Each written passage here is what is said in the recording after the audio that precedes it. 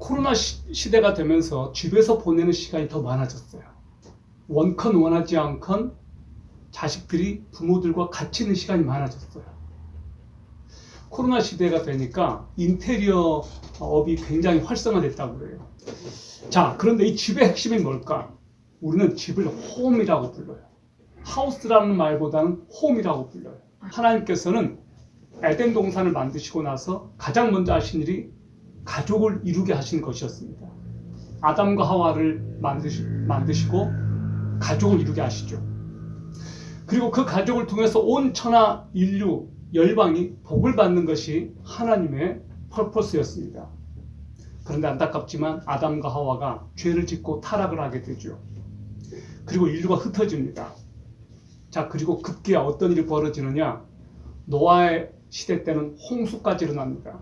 하나님은 인류를 말 그대로 멸망시킬 작정을 하시고 그때도 한 가족, 노아의 가족만 남겨놓으십니다. 그리고 하나님께서는 인류에 대한 하나님의 또 계획은 변치 않고 이번에는 아브라함이라고 하는 한 가족을 택하셨습니다. 아브라함을 택하셔서 온 열방이 복을 받기 원하시는 것이 하나님의 계획이었습니다. 여러분, 오늘날도 하나님께서는 한 가족을 통해서 온 천하를 복을 주기 원하시는 이 계획을 포기하지 않으시고 지금은 저와 여러분의 가족을 통해서 그 일을 계속하기를 원하십니다. 천국은 하나님의 구원받은 하나님의 자녀들로 구성된 엄청나게 큰 가족 구성원들로 구성된 나라입니다. 저와 여러분이 아브라함의 후예들로 바로 그 일을 하라고 이 세상에 보내받았다는 것을 꼭 기억하시길 바랍니다. 디모데후서 3장 1, 2절은 말세가 되면 이런 특징인들이 나타난다 라고 말합니다. 너가 이것을 알라. 말세 고통하는 때가 이르리니 사람들은 자기를 사랑하고 돈을 사랑하며 자긍하며 교만하며 회방하며 부모를 거역하며 감사치 아니하며 거룩하지 아니하며 여기에 뭐가 들어가 있어요? 자기를 사랑하며 그리고 부모를 거역하며 거룩하지 않게 된다라고 말합니다. 지금 이것은 이 시대의 특징이죠. 사랑이 식어가고 이기적인 시대에 우리는 세상의 가치가 아닌 이 세상과는 다른 하늘의 목소리에 초점을 맞춰서 살라고 부르심을 받았기 때문에 오늘 저와 여러분은 이 가족의 가치를 다시 한번 생각할 때가 되었습니다. 자, 성경에서 우리들에게 주시는 가족을 통해서 하나님의 나라가 확장되기 위해서 가장 먼저 명심해야 될 것은 뭐냐면 가족에 대한 의무를 다하라는 거예요. 왜냐? 가족은 하나님의 계획이기 때문에. 이 세상을 아름답게 구성하기 위한 가장 소중한 매개체로 하나님은 무엇을 택하셨느냐? 가족을 택하셨습니다. 오늘날 회복돼야 될 가족의 가치. 예수님도 육신의 가족이 있으셨어요. 예수님은 나사렛이라고 하는 작은 동네에서 어린 시절을 보냈습니다. 하나님 나라 사역을 시작하기 전까지만 해도 예수님께서는 주로 나사렛에 사셨습니다. 아버지는 목수였습니다. 예수님께도 형제가 있었습니다. 육신의 피부치들이 있었어요. 이 사람이 마리아의 아들 목수가 아니냐, 야고보와 요셉과 유다와 시몬의 형제가 아니냐. 자, 이것만 봐도 예수님은 남자 형제들만 4명 있었어요. 그리고 이렇게 말합니다. 그 누이들이 우리와 함께 여기에 있지 아니하냐. 예수님은 최소한도로 2명의 동생들이 있었습니다. 그러니까 쉽게 말하면 예수님은 최소한 5남 2녀 정도가 된 거예요. 여동생들이 더 많이 있을 수도 있어요. 근데 여기에서만 본다면 최소한 예수님은 형제가 5남 2녀였습니다. 예수님은 목수 일을 하면서 아버지 요셉을 도와주었습니다. 그리고 예수님은 이제 천국 복음을 전파하는 하나님 나라 사역이 본격적으로 시작이 되었을 때는 집을 나오셨죠. 예수님은 십자가상에서 7마디 말을 하셨어요. 근데 그 중에 하나가 무엇이었느냐? 요한에게 이렇게 말합니다. 보소서 아들입니다. 마리아에게 말하면서 요한에게 너 어머니다라고 그랬어요. 무슨 말이에요? 너가 이제 내 어머니를 책임져 줘라 그 말이에요. 베드로는 하도 밖으로 돌아다니니까 베드로에게 부탁하지 않고 신중하고 자기 어머니를 책임져 줄 수 있을 것 같은 요한에게 맡기셨어요. 피부치 가족을 돌보는 것 가장 소중해요. 가정 안에서 책임을 다하는 사람들이 바깥에서도 일을 잘합니다. 사도 바울은 크리스찬이 마땅히 해야 될 일로 가족에 대한 책임을 강조했어요. 디모데 전서 5장 8절 누구든지 자기 친족, 특히 자기 가족을 돌보지 아니하면 믿음을 배반한 자요 불신자보다 더 악한 자니라. 예수님께서는 음행한 연고 없이 이혼을 막으셨습니다. 여러분, 그런데 안타깝지만 가족은 지금 해체되고 있고 무너져 내리고 있고 말 그대로 가족은 위기 상황입니다. 우리는 독립된 자기를 찾으려는 욕구가 강한 세대를 살고 있습니다. 혼인과 출산도 나의 자유와 선택의 장애가 될 수 있다고 생각합니다. 우리는 지금 동성애와 낙태 문제를 심각하게 생각하고 있습니다. 동성애 문제, 동성애가 합법적으로 이제 합헌이 되는 날도 얼마 남지 않았습니다. 이미 미국이 그렇게 되어 있습니다. 자기 선택과 권리를 존중하는 문화에서 남자와 여자의 결혼만이 정상적인 결혼이 아니라 이제는 남자가 남자와 결혼할 수도 있고 여자가 여자와 결혼할 수도 있다라고 하는 이런 것들이 우리나라에서도 머지않아 합헌이 된다는 거예요. 우리는 남편에 대한 책임, 아내에 대한 책임, 부모의 자녀에 대한 책임, 자녀로서 부모에 대한 책임, 이런 것들이 매우 중요하다는 것을 어디에서 가르침을 받느냐? 성경에서 가르침을 받습니다.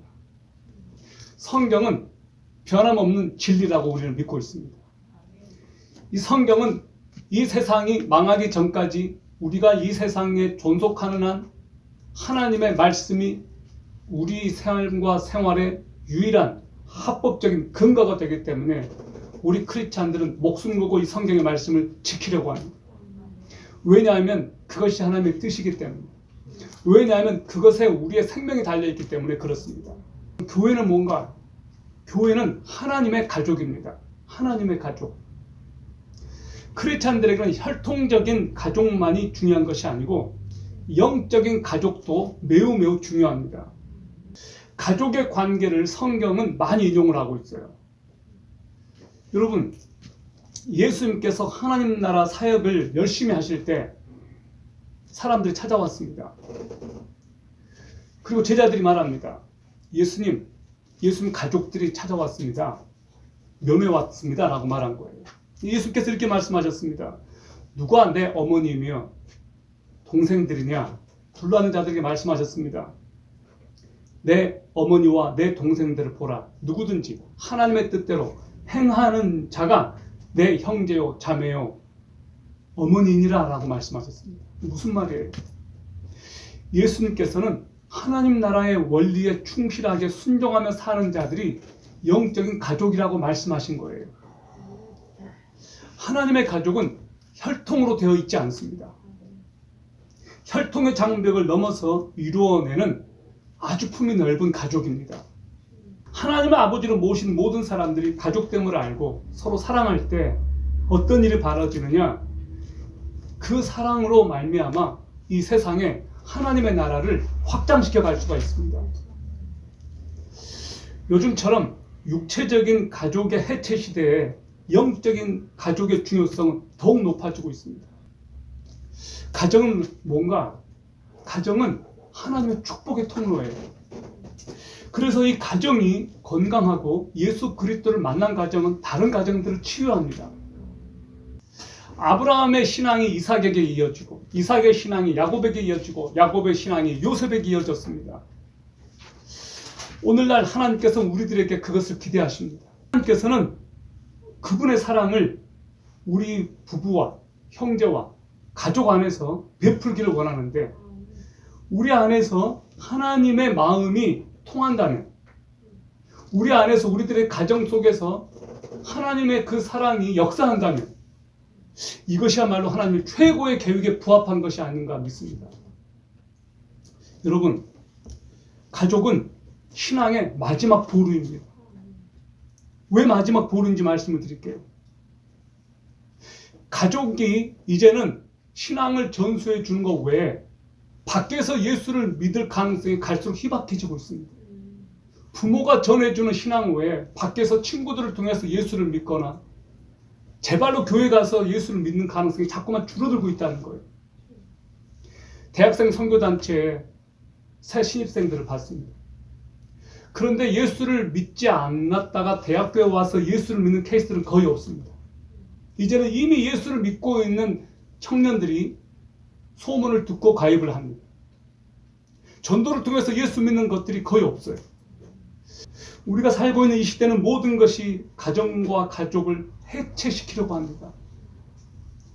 우리가 가정을 지키려는 소명을 다하기 위해 노력할 때 우리가 지금 이 시간에 무슨 생각을 해야 되느냐? 싸우기로 결단하지 않으면 우리는 우리 가정을 놓치게 된다는 거예요. 이건 저 자신에게 주는 메시지이기도 해요. 여러분, 결혼을 포기하지 마십시오. 남편과 아내 여러분, 자식을 지키기 위해서 싸우십시오. 사탄이 가정을 파괴시키려고 할 때 우리 남편과 아내는 마땅히 사탄의 공격으로부터 가정을 지켜야 될 책임이 있습니다. 사탄이 우리들의 자녀들을 멸망시키려고 할 때 우리 자녀들을 보호해야 될 책임이 우리 부모님들에게 있습니다. 우리는 사탄의 공격으로부터 우리 가정이 방치되고 우리 가정이 파괴되는 것을 허용하지 않을 것입니다. 가정 안에서 즐거움을 찾고 가족을 사랑하는 것, 저에게 주어진 소명입니다. 사단은 가족을 파괴시키려고, 파멸시키려고 지금도 노력하고 있습니다. 가정을 지키는 것 절대 쉽지가 않고 대가를 지불해야 되지만 그럼에도 불구하고 그 대가를 지불해서라도 가족을 지켜야 되겠습니다. 어떻게 해서 가족을 지킬 수 있느냐? 이렇게 나와서 온 가족이 예배를 드린다는 것, 온 가족이 함께 성경을 읽는다는 것, 함께 기도를 드린다는 것, 이것은 가장 기본적으로 사탄에 대한 위협과 공격이 될 것입니다. 여호수아는 고별 설교에서 이렇게 이스라엘 백성들에게 설교했습니다. 너희들 결단하라. 나와 내 집은 하나님만 섬기겠다. 정말로 멋있는 말이에요. 여러분, 가족을 위해서 싸웁시다. 올바른 길을 걸읍시다. 세상이 그렇게 간다 할지라도 그렇게 걷지 맙시다.